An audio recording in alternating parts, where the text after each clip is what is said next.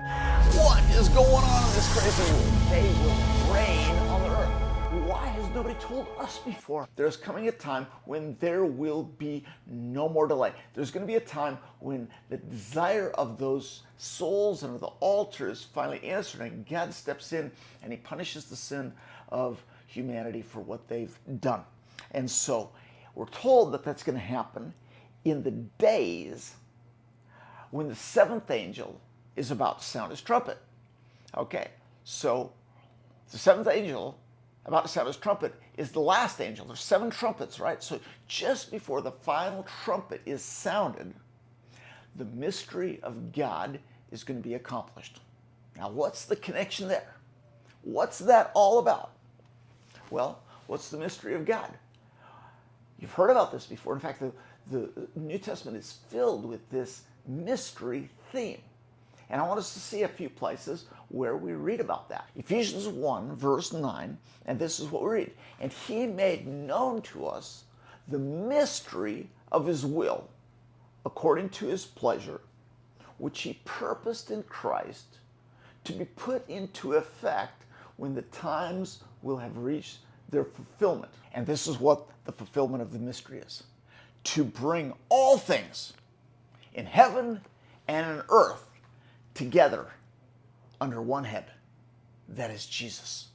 What's the ultimate plan? What's the climax of this plan? It's that there's coming a time when everything in heaven and earth is brought under the lordship of Jesus. So what's this about? This goes back to this whole kingdom theme that we've been talking about. Who rules this planet?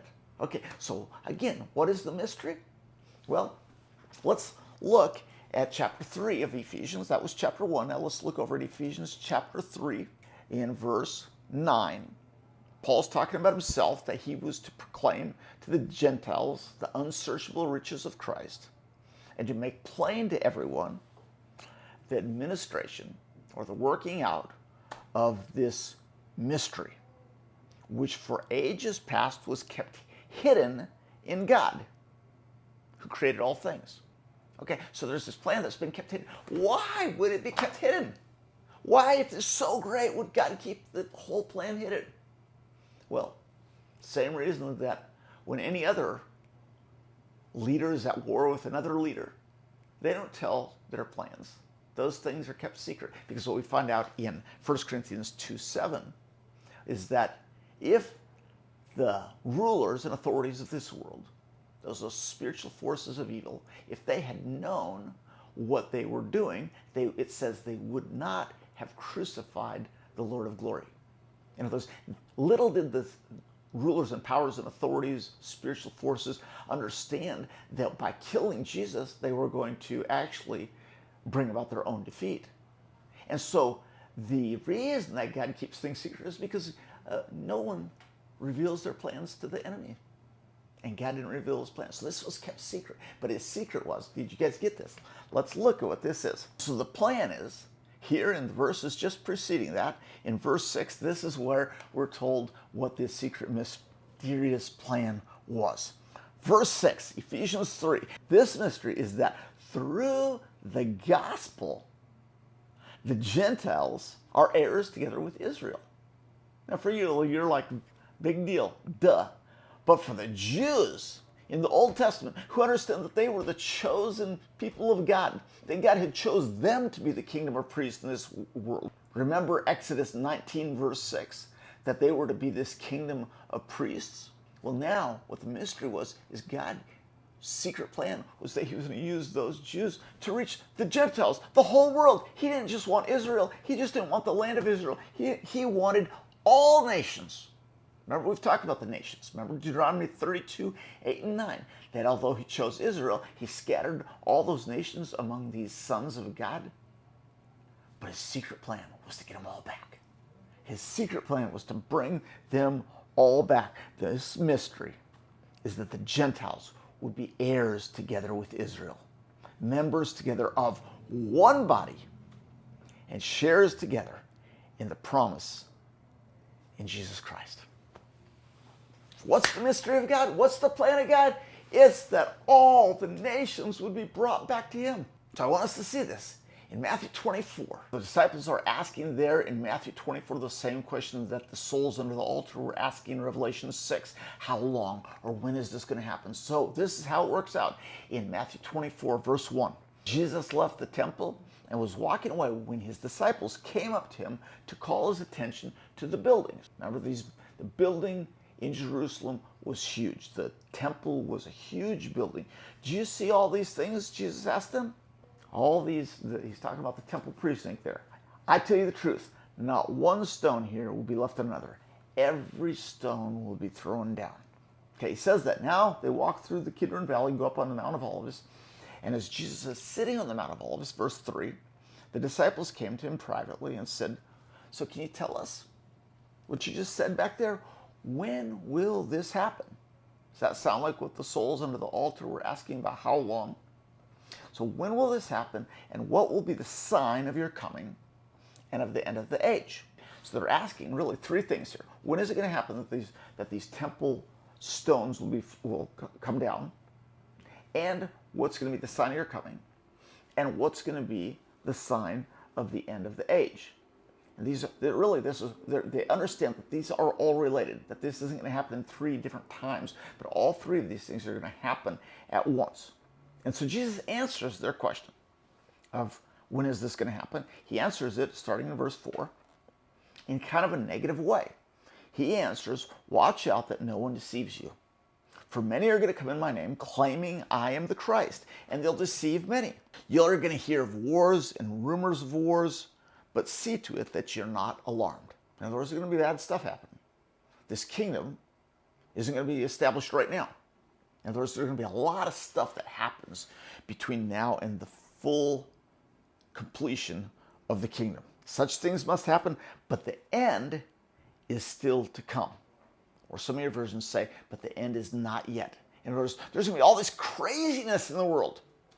But that doesn't mean that the end is right here. It's still a ways away. The end is still to come. And then there's going to be more crazy stuff. Verse 7, nation will rise against nation, kingdom against kingdom. There will be famines and earthquakes in various places. And these are simply the beginnings of the birth pangs. And then, verse 9, you'll be handed over to be persecuted, and you'll be put to death, and you'll be hated by all nations because of me. And at that time, many will turn away from their faith, and they'll betray and hate each other. And many false prophets will rise and deceive many people. Because of the increase of wickedness, the love of most will grow cold. But he who stands firm to the end will be saved. And then he tells us what must happen before the end. In other words, all this other stuff is going to happen, but the end is not yet. Then there's going to be more crazy stuff, but that's not necessarily the end. Those aren't the signs of the times. The sign of the near end of the age is this. Verse 14. And this gospel of the kingdom will be preached in the whole world as a testimony to all nations. There's that secret plan of God again. Preached as a testimony to all nations, all ethnicities. And then the end will come. When's the end coming? The end comes when the gospel of the kingdom is preached in the whole world as a testimony to all nations. Think about what this means. This means there's a time when all nations have a representative at the throne of God. In fact, we find an echo of this in Revelation 7, verse 9. After this I looked, and there before me was a great multitude that no one could count, from every nation, tribe, people, and language, standing before the throne of God and in front of the Lamb. And they were wearing white robes and holding palm branches. They were crying out, praising God in loud voices. Here's the point, that there's coming a day when there are representatives from every ethnicity, every people group on the planet will be represented around the throne. And that's what Jesus says is when the end is going to come. This gospel of the kingdom will be preached in the whole world as a testimony to all nations, and then the end will come. Now, it's important that you understand what the disciples had asked him.